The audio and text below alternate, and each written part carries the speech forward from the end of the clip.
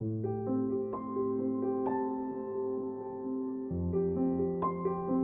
philosophy professor stood before his class with some items on the table in front of him. When the class began, wordlessly he picked up a very large and empty mayonnaise jar and proceeded to fill it with rocks. He then asked the students if the jar was full. They agreed that it was. So the professor then picked up a box of pebbles and poured them into the jar. He shook the jar lightly.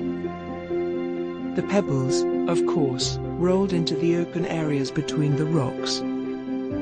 He then asked the students again if the jar was full. They agreed it was. The professor picked up a box of sand and poured it into the jar. Of course, the sand filled up the remaining open areas of the jar. He then asked once more if the jar was full. The students responded with a unanimous yes. "Now," said the professor, "I want you to recognize that this jar represents your life. The rocks are the important things. Your family, your partner, your children. Things that if everything else was lost and only they remained, your life would still be full.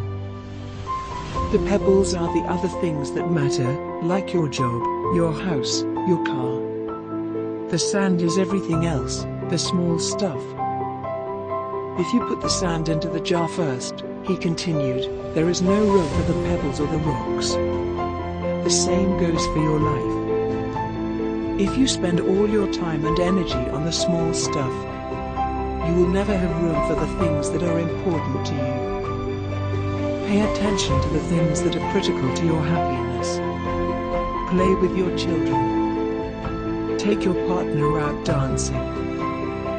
There will always be time to go to work, clean the house, give a dinner party, or fix the disposal. Take care of the rocks first, the things that really matter. Set your priorities. The rest is just sand."